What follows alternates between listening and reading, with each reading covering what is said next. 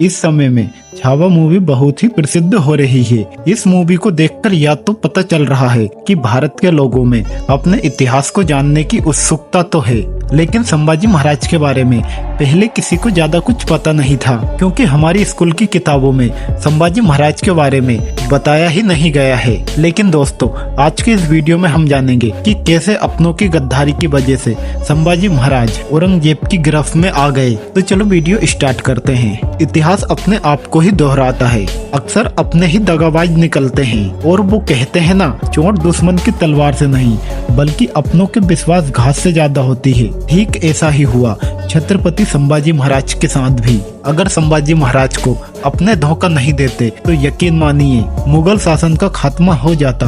पूरे भारत पर मराठा साम्राज्य का परचम लहराता, पूरे भारत में हिंदुत्व का डंका बजता और शायद औरंगजेब कुछ समय और जीता। वैसे भी छत्रपति शिवाजी महाराज ने औरंगजेब को दक्कन में 28 वर्षों तक दर दर भटकाया था। धोखा यह एक ऐसा शब्द है जिसने इतिहास में ऐसे ऐसे घाव दिए हैं जिसका एहसास हमें आज तक होता है, और यह घाव इसलिए भी ज्यादा चुभते हैं क्योंकि वह घाव देने वाला खंजर अपनों का ही निकला।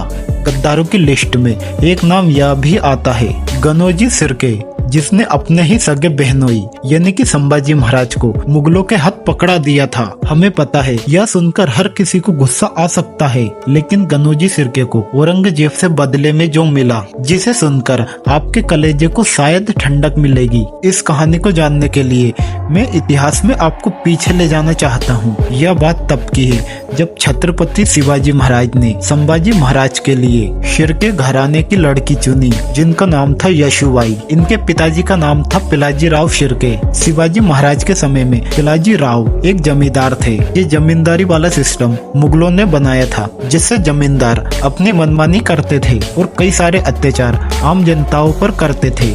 इसलिए शिवाजी महाराज ने अपने स्वराज्य में यह सिस्टम खत्म कर दिया और स्वराज्य के हिसाब से ही नए सिस्टम बनाए और कई सारे नए अधिकारी नियुक्त किए। लेकिन सिरके घराने ने अपनी जमींदारी की महाराज से मांग की, तो यह सुनकर छत्रपति शिवाजी महाराज क्रोधित हो उठे। लेकिन महाराज के सलाहकार ने उनको समझाया, संबंध कुछ गहरे हैं, कुछ सोचकर निर्णय लीजिए। इसलिए महाराज ने इस निर्णय को कुछ आगे धकेला।